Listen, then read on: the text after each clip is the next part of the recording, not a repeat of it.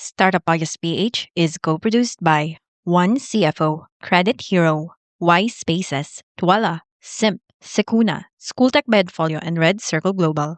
Check out our partners in the description. Welcome sa Startup Podcast PH, inspiring more Philippine entrepreneurs and innovators. Live tayo ngayon dito sa City Hall ng Baybay City, Leyte. First time natin mag-podcast sa isang City Hall. This episode is in partnership with LGU Baybay City, Visayas State University, Fieldroot Crops, VSU TBI, VSU Food Tech Department, Vicar, Praise Region 8.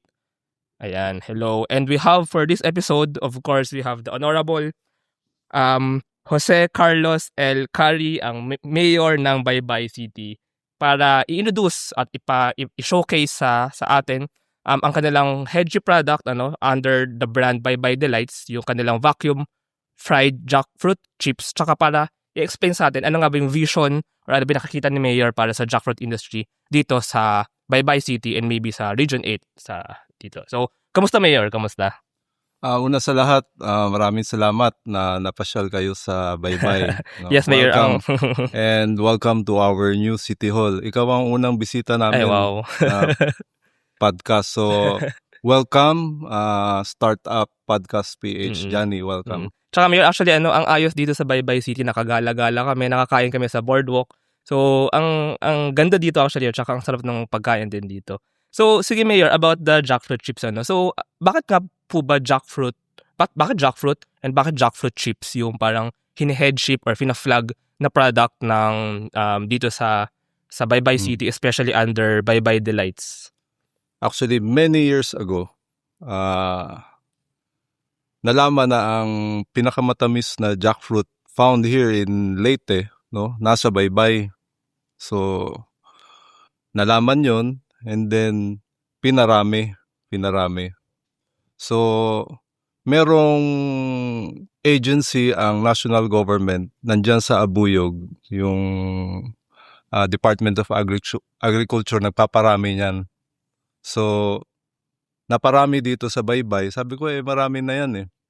Ginagawa na nilang chips, pero hindi at a scale na for commercial. So, parang may women's group, sige, gawa kayo ng jackfruit chips or i-package nyo lang, ganon. So, nung nag-assume ako nung 2019, nakita ko yung potential. Sabi ko, dapat hindi lang ito parang family or women enterprise na for local lang. Dapat ilabas na natin to dahil walang gumagawang iba. This is a pioneering product for the Philippines. So, sabi ko, i-connect na rin natin yung mga farmers natin. So, dapat gumawa tayo ng tamang processing plant. Ayun. Sige, may ipakita lang natin yung ating jackfruit chips dito. So, para makita ng ating audience. So, ito yung jackfruit chips under the brand Baybay Delights. Proud product of Baybay City, Leyte. Maybe later, tuloy natin interview with the managers para mas ma-explain ano ba yung proseso, ano ba yung sikreto dito, bakit masarap ang vacuum fried jackfruit chips, Pero isa pang question, Mayor. And by the way, parang very ang ganda na sinabi niyo, Mayor, na parang nung nalaman na masarap ang jackfruit dito, mas pinalaki pa yung industry kasi tama nga naman, ito yung likas na yaman ng lugar. Maybe dahil sa climate, dahil sa geography, sa bundok. And then ito yung yaman na meron. So, mas pasaganahin natin. And hindi nga lang siya parang small business, kundi large business na pwedeng maging pride sa buong Pilipinas and maybe abroad. Speaking of that, Mayor, ano nga ba yung parang vision na nakikita niyo for the jackfruit industry, for jackfruit chips production and commercialization moving forward pa? So, nakita natin na high ang demand ng jackfruit chips. So, ngayon nga, ang city government bumili na rin uli ng mas malaking lupa kasi gagawa na rin ng mas malaki pang planta para mas marami na ang production. Itong ganitong chips, nasa Cebu na rin ito. Maabot na rin sa mall. Wow. Nasa Cebu International Airport. May partners na rin tayo doon na nagdi-distribute nito. So, malaki ang potential with regards to demand. So, ang challenge nasa production. So, hindi lang baybay, kundi pati yung mga kapitbahay natin na munisipyo, iniengganyo natin magtanim. So may mga partners rin tayo sa ibang bayan Mm. na nagtatanim ngayon. Mm.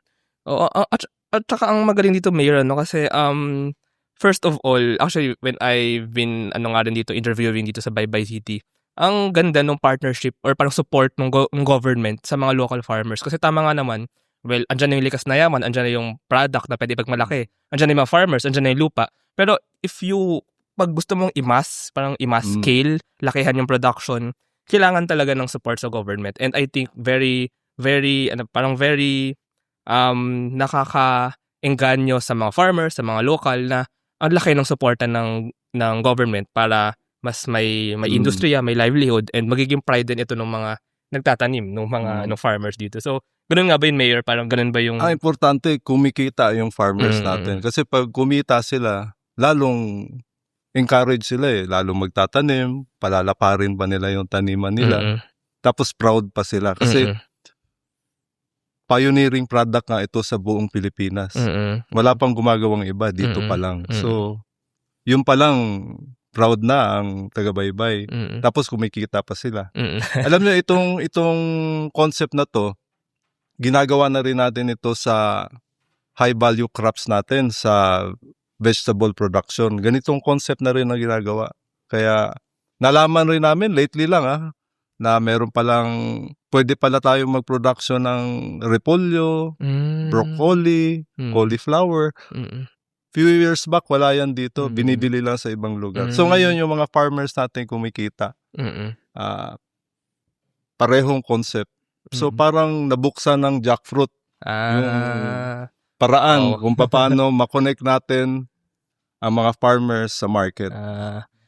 Sige, last question sa iyo, Mayor, kasi may pumukaw pa sa akin yung when you said parang na-open ni Jackfruit Chips yung larger possibility dito, mas malaki yung posibilidad, and then nagtatayo nga or meron na actually na mga processing plant. So parang ginagawa nyo rin na sustainable or independent somehow, hindi na kailangan mag-import sa mga neighboring provinces or maybe from Luzon, si Baybay City or in the neighboring areas, kaya na mag-produce ng sariling pagkain, ng sariling mga produkto. Actually, pansin ko nga nung naglalakad-lakad ako, ang mura ng mga pagkain at mga gulay dito. So, maybe the reason kasi is, kaya naman nagmamahal yung ibang gulay kasi tinatransport, nadaya pang pasa-pasa. Pero pag local, dito na ginagawa, wala din mga cost na yun. So, mas, rin siya, mas mura and mas kayang bumili ng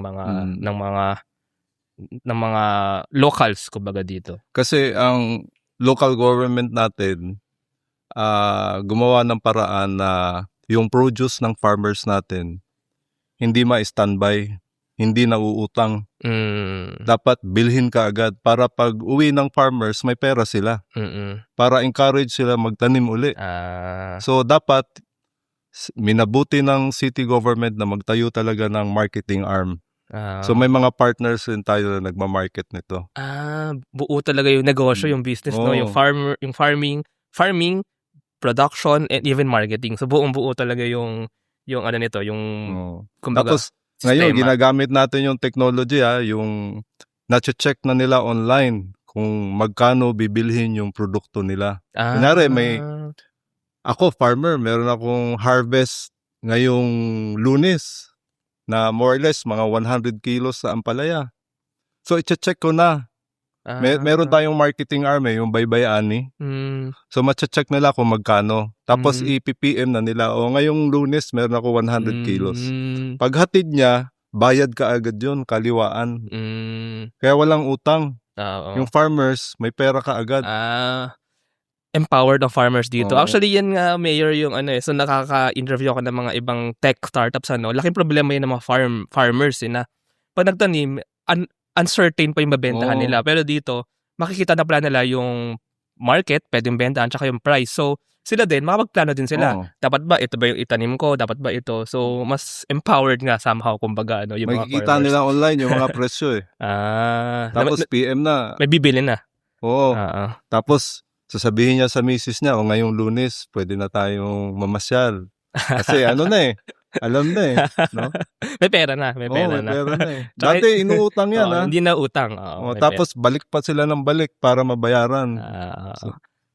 Ayun, very empowering talaga ang mga initiatives dito, no? Especially for the locals and especially for the farmers. Sige, ayun, maraming salamat, Mayor, sa ating very short na interview, pero actually very very very knowledgeable, no? So, Oh, thank you. madami tayong natutunan dun, Mayor. And maybe siguro sa pagpapatuloy ng ating episode, ang interviewin naman po natin ay yung mga managers ng Binay Bayon Enterprises para mas malaman paano nga ba ginagawa, ano nga ba yung sistema, ano nga ba yung more stories and more details about the Bye Bye Delights Jackfruit Chips. So, thank you very much, Mayor. Maraming salamat, Johnny, Thank for you, having thank you. us. Thank you.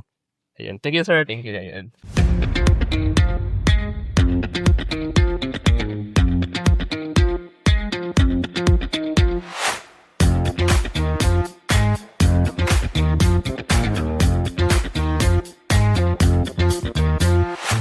Still filling out loan applications for your business?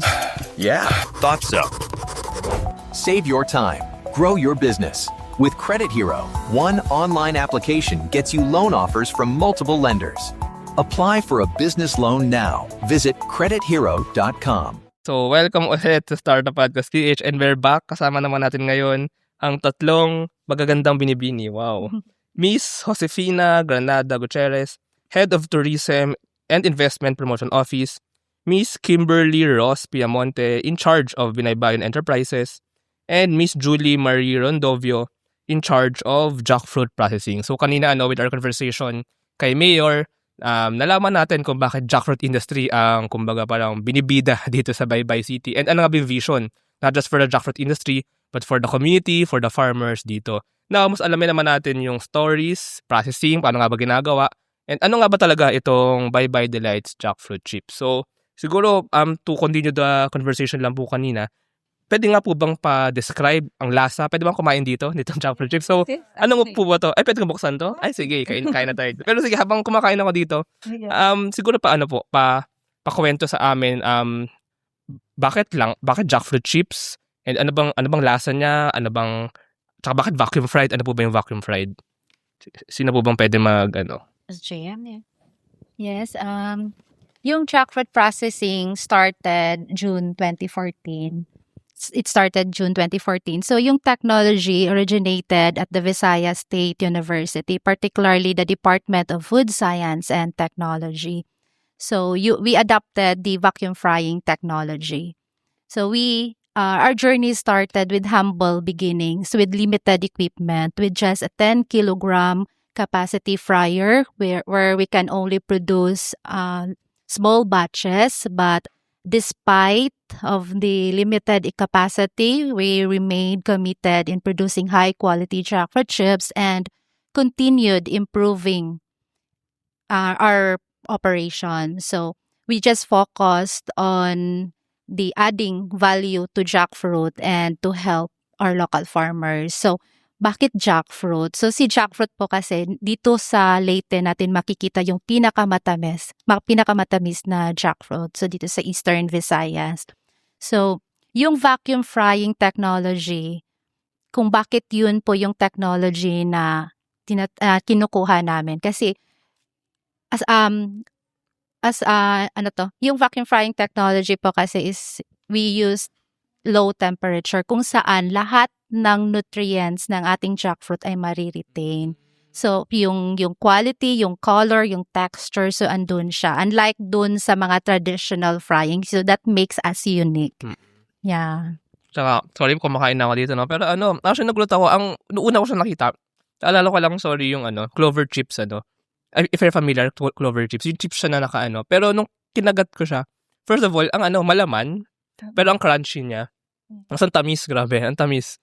Ang tamis, promise. As in, andun pa rin yung tamis. And as you said nga, Miss Julie, dahil vacuum fried siya, less yung, or kumbaga, more yung napapak dito na jackfruit, na nutrients, So talaga andito yung laman at katas ng jackfruit dahil sa pagiging vacuum fried.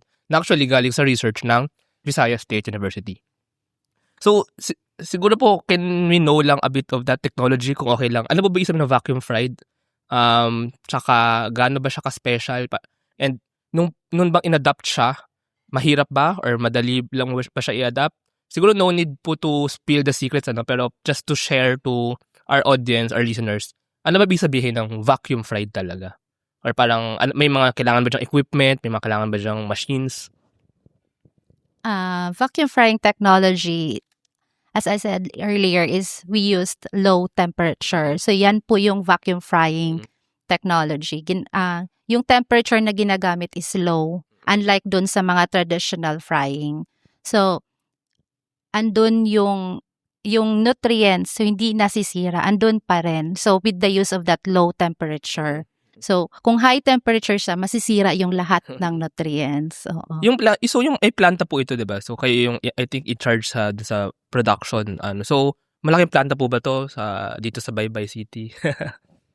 Actually, yung planta namin ay you never been there po, Ay no? parang hindi pa. Hindi pa, Siguro mamaya pupunta kami doon. yung planta namin is maliit lang siya. Kasi Okay. since, 'di ba, yung first machine na binigay ng VSU is yung maliit lang, yung 10 kilograms. Okay, So, para yung setup ng building is for small enterprise lang siya.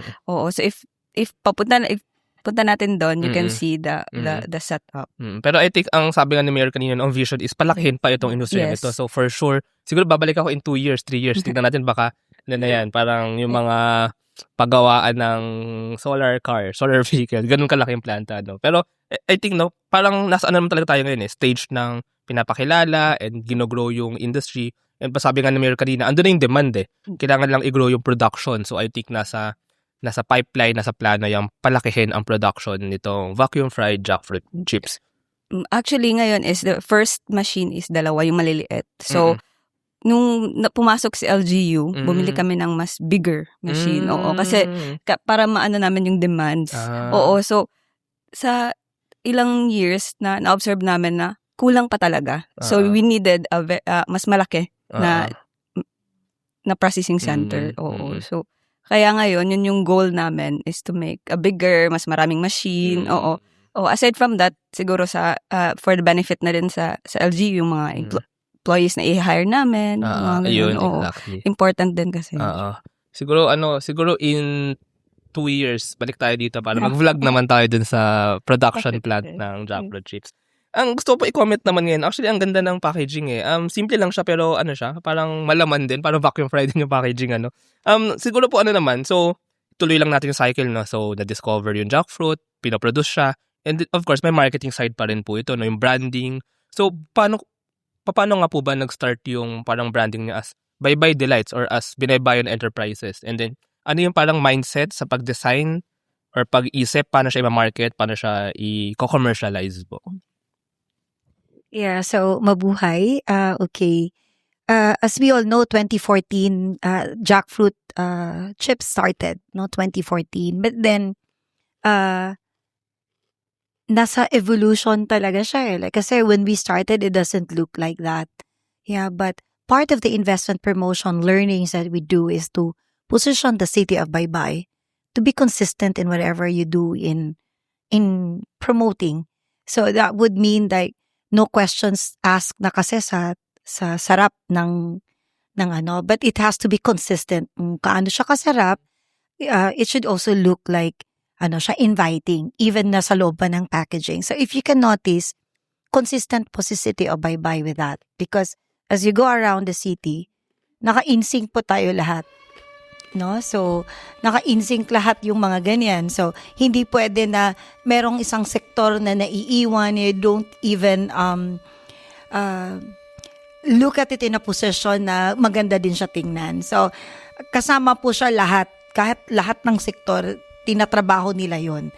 So, as for jackfruit ulit, it needs to be like that. Lalo na a lot of people has been benchmarking the city para makita nila ano yung effect nito sa farmers. So it started with the farm, it started with agriculture, but it ends up like it's the tourists enjoying the product. So it has to be something inviting even before opening the packaging. So yeah. Actually, ang ganda po ng sinabi nyo, yung consistency, not just sa food, but also, kumbaga, it reflects the community that produces it, no? So, kung consistent yung vacuum fried jackfruit chips, dapat consistent, I mean, minamatch niya yung consistency na meron sa mismong Baybay City. Tsaka ang ganda na po sinabi nyo na, I think sinabi ni, I forgot, I think sa talk kanina, nung sa event kanina, parang, agriculture siya, and culture din siya, and tourism din siya. So, 3-in-1 ang atake dito na agriculture, so may kabuhayan ang farmers.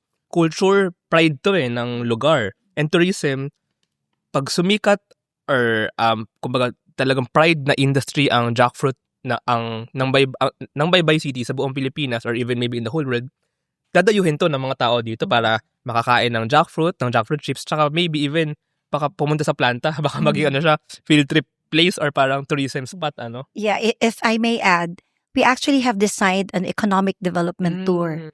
So, economic development tour is basically like a profiling of the city. Kasama po talaga si processing centers, not just jackfruit, including sweet potato. Kasama po siya talaga sa design ng economic development tour. So, it's a profiling for one to completely understand how Baybay is positioning in terms of farming, agriculture, na nagkataon na everything boils down to tourism. So, kasama po siya sa package talaga na economic development tour. So, nakikita niyo po ba yun na mga foreigners talagang pupunta sa planta or parang talaga to really see paano siya ginagawa and then kakain sila? Ganun po ba yung Yes, because we in this package that we have, yung niya talaga, the moment they get there, si Miss JM kasi at saka si Miss Kim here, created also a mechanics inside na pagdating ng bisita, meron siyang the fresh first, and then you get to also compare yung taste ng fresh na raw jackfruit and then the one na naka-vacuum fried na siya or naka-chips na talaga siya. So, parang they get to na-amaze sila that at the end of the day, siya, matamis, andun pa rin yung tamis kahit nagiging na siya. So far, sa lahat po ng records, kasi naka-statistics naman po tayo doon sa mga arrival natin. So far, yun, they are all na-amaze sila sa produkto natin. Napakain po tuloy ako kasi parang naisip ko nga yung difference nga nung fresh sa chips. Yeah. Pero ito ang tamis kasi talaga niya. Matamis talaga siya. Parang akong kumakain ng actual na jackfruit. Sana nga po makabisita tayo, no? Sana bisita tayo mamaya. Sige. and every time na mag-join kami ng travel expo or trade fair, bestseller yan. And other than the fact na bestseller, lagi talaga namang ini-explain ng lahat na no sugar added po yan. Wow. No sugar added po yan. Oh. So it's actually indicated there and no sugar added po yan. Healthy rin pala siya. Yeah, no preservatives. Yes. So, if okay lang po, magkano nga po ba yung ganito? Baka meron tayong nakikinig dyan na gusto bumili. At saka saan nga ba sila pwede makabili? Or... Oh, yeah. So it's actually, you can actually buy it at 100 pesos per pack. And then it's actually available at our Pasalubong Center if you happen to be in the city of Baybay. And we are actually encouraging as well local stores to sell it. So could be in the boardwalk, mga ganon na mga areas. And if you're in Cebu, nasa Metro Ayala po siya. And yung island souvenir shops, no? And then, of course, the airports, as na-mention po kanina ni Mayor Moing. So, yun po, these areas here. But, sila naman po si Miss Kim here and si Miss JM, may isang team din na they're actually looking into in the bigger picture. It should be available in the market. Sa online po ba? Like kung sa Shopee, ganyan, para pan-deliver, may gano'n na po ba? Or wala pa po. Pero sige, tignan natin. Yeah. Actually kasi, yung sa sobrang rami ng demand, parang dito pa lang enough na siya. Oo. So, siguro pag malaki na yung processing natin, marami na tayong machines, marami na tayong production, pasukin natin yan. Baka nga naman, we can go Shopee. Baka nga na pala online, baka biglang sobrang daming umorder. Oo. Yes. So, by the way po yung price niya, very sulit siya kasi itong isang chip na ganito, hindi siya yung parang ibang chips na pag isang ganyan, isang subo, matagal mo kakainin yung isang chips actually kasi siya malaman siya, tsaka, no joke to, malaman siya, tsaka hindi mo siya makakain isang subo actually. Kagatin mo talaga siya. So, ganong Ganong style siya ng jackfruit chips. Now po yung yung kwento nga as you said kanina, so syempre as a startup din talaga, as an industry na binubuo, start with 1 machine, 2 machines, and then pasok si VSU TBI for the research nga. So pwede mong pakwento lang nung kwento pa na yun na mula nung pinakasimula, and then nung nakuha nga po yung mga machines, and then nung dumating si VSU TBI para tumulong, and also yung support din ng government. So paano po ba nangyari yun? Yung parang kwento na yun. So, nag-start siya 2014 yung processing.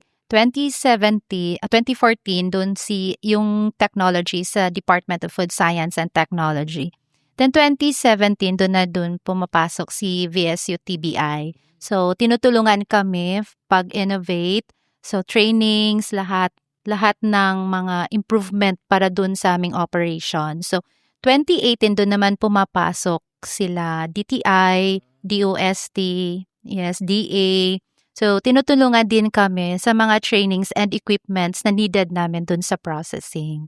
And then, 2023, doon na bumibili si LGU ng malaking machine para to help expand our operation. And malamang yan, bibili pa ng more machines moving forward. Soon. Abangan natin yan. Tsaka sige, do you have anything to... Ang maganda rin po dito, no?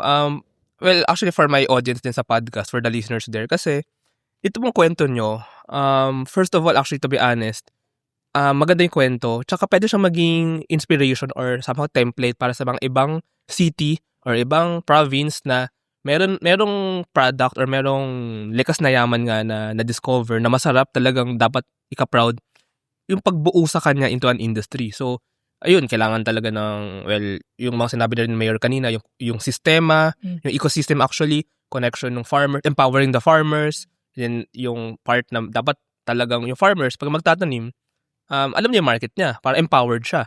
And then yung production even, and yung support nga ng academe or ng research, yung proseso na yun, yung pag-transfer ng knowledge, mga trainings, and then yung patuloy na supportan ng gobyerno. So, para siyang template and para siyang sistema nga na actually pwede ma-adapt ng mga ibang startup industries or yung mga maybe ibang cities nga or ibang provinces na may gustong palakihin na industriya. Trust the digital future with Twala. Secure and tamper-proof digital signature. Electronic notarization service. And custom AI agents for intelligent document workflows. Visit twala.io to learn more. In today's digital world, your organization needs more than just technology. It needs a strategic partner. At Symph, we build web and mobile apps that drive innovation for startups, enterprises, and organizations worldwide. Visit symph.co today.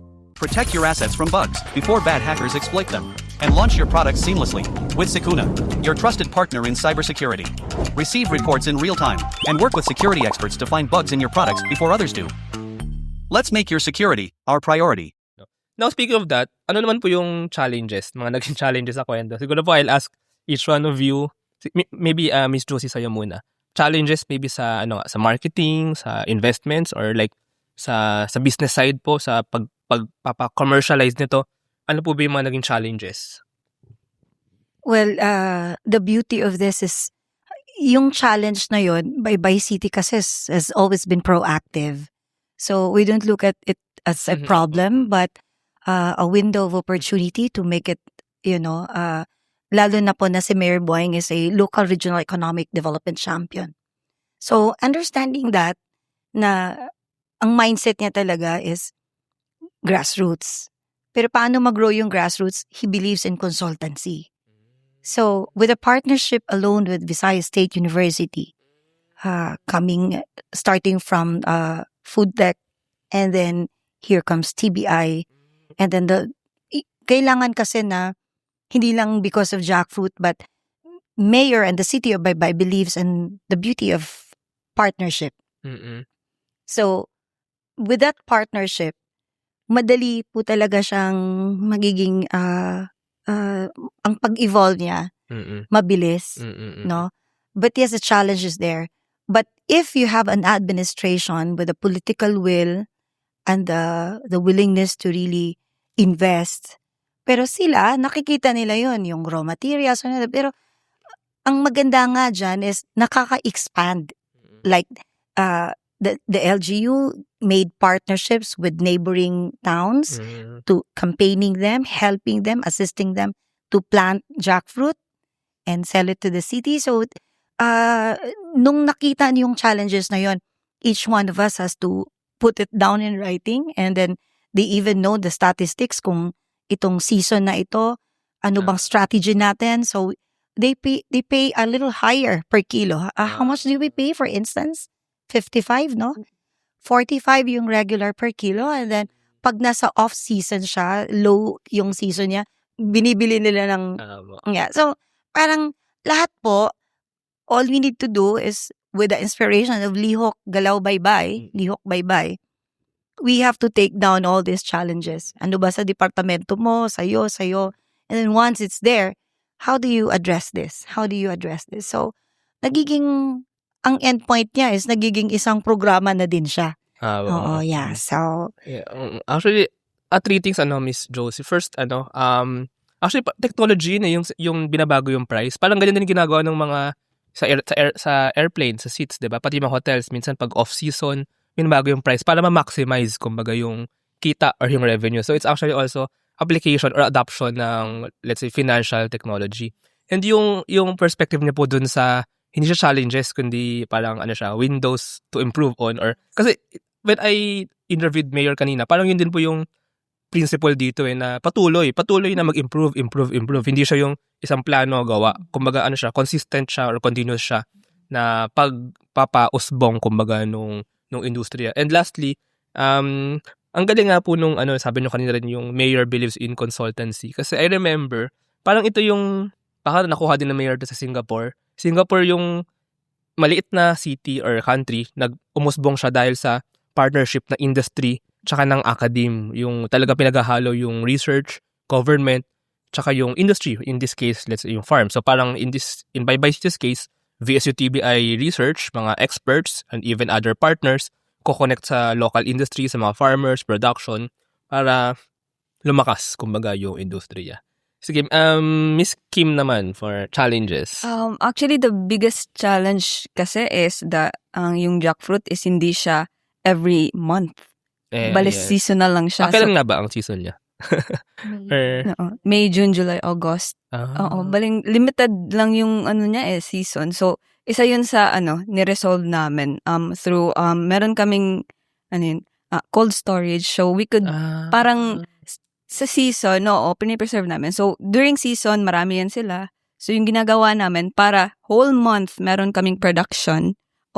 So, inaalat namin yan. So, every month, dapat hindi pwedeng mawalan si Baybay ng jackfruit chips. Hindi pwede. So parang things pag season, sige, kami, depulping, diba? May depulping. So, ni-store namin yan. Para whole year round, meron kaming jackfruit chips. Pala. Yun yung biggest. So, pag harvest season, madami yun. Sobrang dami yan. Sobrang dami. Tapos, planado nga yung storage para kumbaga may allotment, may allocation sa bawat buwan or... Oo, sa buwan-buwan. Dapat whole year round. Tapos may din. Yun.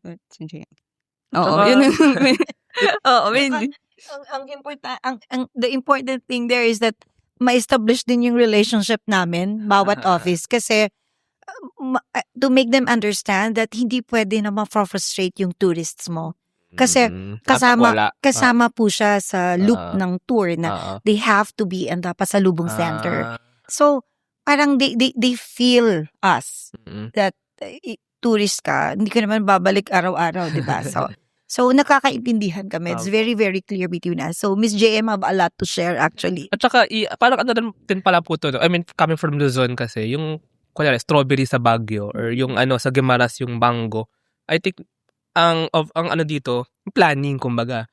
Kaya mahirap po kung farmers lang kasi walang central planning. Pero kung pasok ang LGU, ang government, mas makapagplano na maybe nga, sabi rin kanina ni Mayor, baka hindi lang jackfruit in the future, no? Ma-maximize yung iba pang high-value crops. At the same time, so variety, tsaka yung timing nga, kumbaga, no? Maplano din yung timing. So, maganda rin na parang merong planning sa buong industriya or in this case, sa agriculture, sa jackfruit. Sige, Miss, challenges. Yeah, yung pinaka-biggest challenge na we face is yung kapag masira yung pinakamalaking machine namin.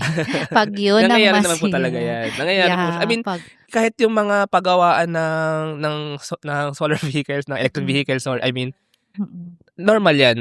So, well, ako po kasi I'm actually an IE engineer so manufacturing engineer din. Normal yan, pero need ng sistema para maintenance, repair, ganun. Sige po, can you add to that? yeah, pag masira yun. So what we did, meron na kaming mga buffer. Yeah, Yeah. production planning, mga ganun. Oo. Ayan, po. Ayan, saktong-sakto sa production engineering. Pero ano po yan, actually kumbaga hindi lang physical yung mga pinaplano, yung yung production nga. Malaking bagay din actually po yan na no. Especially ang kinaiba pala nito hindi lang jackfruit actually ang gustong i-mass harvest ng baybay, kundi jackfruit chips, no? Ibang bagay yun may production So hindi lang farms yung paplano, yung manufacturing or yung production din. So very big challenge pero I think very big reward pag ating na yan. Speaking of reward, doon naman po sa successes or parang milestones. Maybe ano po yung biggest success? Maybe each one of you po ulit, maybe as the head ng tourism and Yeah, Baybay City has been the highest in terms of arrival in the region for the last 3 years. And sigurado ako na a portion of those na tourists coming here, bumalik-balik for the jackfruit chips. Yung iba, tumatawag na ganyan. So, for us, it's jackfruit chips is not easy to market or to promote because once you taste it, parang sila na naghahanap. No? So, every time we get into Travel Expo, it has been like a branding for the city of Baybay. Oh my, Baybay City, jackfruit chips are already available. Parang ganun talaga yung reaction nila na pag makita nila kami sa SMX, sa Mega Mall, oh, Baybay, ito na yung chips, parang ganun na yan. So, for us, we look at it as a measure of success in terms of branding that when you talk about City of Baybay, you remember jackfruit chips yan. Yeah, so nakatatak na sa mga minds nila that jackfruit chips nakakabit sa atin, sa tourism. Parang nakaka-addict nga ba yung tamis niya dahil nakakain pa ako ulit nito. Yeah. Speaking of tourism lang pala po, naalala ko lang. Kasi I came from Manila, punta ko Tacloban Airport and then biyahe. Pero pwede rin palang from Cebu City. Yeah. So, I'm just curious po, saan po ba nangagaling yung mga tourists usually? Mga Cebuano ba? Or all around the country or even outside Philippines? It's amazing kasi when I get to look at sa city kasi in place na yung mechanics natin, how to get a tick count of our arrival. Okay. So maybe later when we get to visit the office, we'll show you a few of it. It's amazing kasi all over the Philippines na talaga siya. And nakakagulat kasi we also have foreign visits and then we have these arrivals. But yes, it's more on domestic talaga. And aside from intra-regional,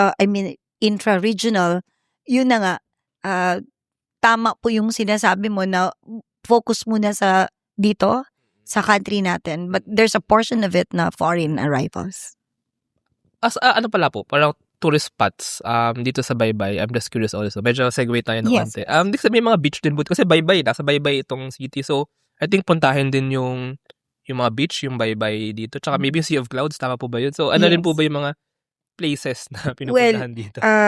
As I've mentioned, we were number 1 in terms of arrival in the region. So, topping that arrival is the Lintaon Peak. It's actually overlooking the city of Baybay with a 16,000 blossom that's LED lighted at night. So, other than that, andun din si 75 feet tall image of the Blessed Virgin Mary overlooking the city. And then close to that, proximate to the area, andun din po si Saint Anthony of Padua, a miraculous image. And Baybay City is also part of the first circumnavigation of the world. So we have an historical marker, yung sa Magellan Elcano. And where in that site also, we call it the Punta Heritage Park, andun din yung 1600 church located. Yeah?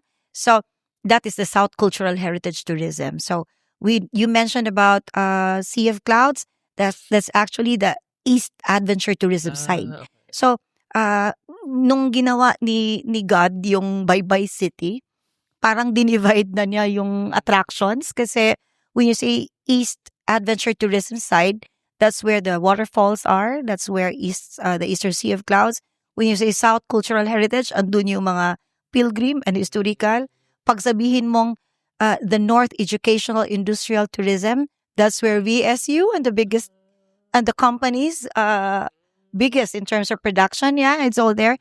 And we get into the heart of the city. That's actually the culinary tourism center, the heart of the city. So, parang inano na ni Jesus. Galing. Naka-plot na May siya. design na siya. May Sa design. amin na lang is to ano. And talking about design, Mayor Boying kasi is into planning. So, kanina na-mention mo, 1998 pa lang po, meron na pong master plan yung buong Baybay City. Hindi pa po siya city at that time. So, may master plan po. Yun po yung gagawin ng lahat ng mga departamento. And yung mga diversion roads na nakikita mo, wala po yan before. Kasama po siya sa plano, naka-facing po tayo. So, you start from the basic. You start from what's really necessary. So, yun, lahat ng nakikita natin, hindi po siya believer ng palagi kang strategic planning kasi ayaw niya yung parang band-aid solution, ganyan. So, master plan po, and then kami, operational action plan bawat department. So, that's actually how everything is placed right now. Galing. Ano nga ito na siya? Long-term tsaka large-scale planning. Yes. Sige, Miss Kim, successes naman sa iyo. Successes.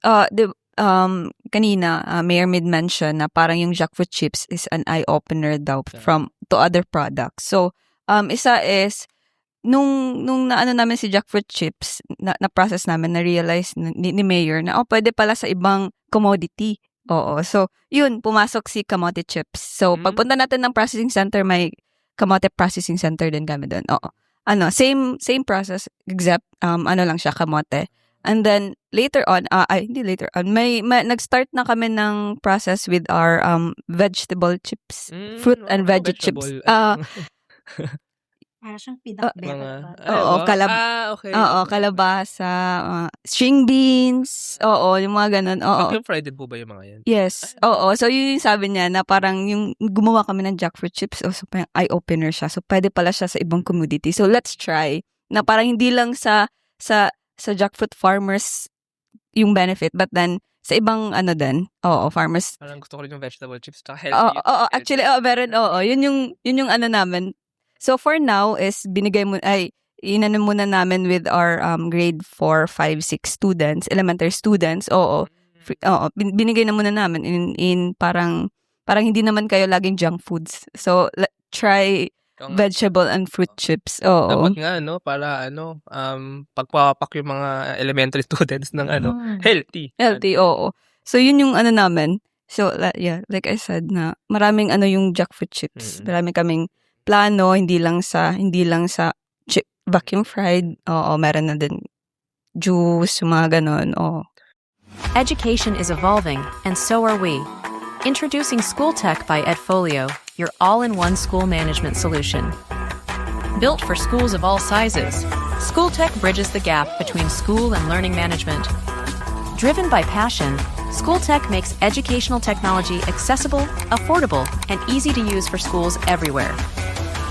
With an integrated approach, School Tech simplifies management across different departments and enhances efficiency in operations. School Tech transforms the way schools manage, teach, and learn. School Tech, taking school management solutions to the next level. Running a business? Make it smarter with Red Circle Global.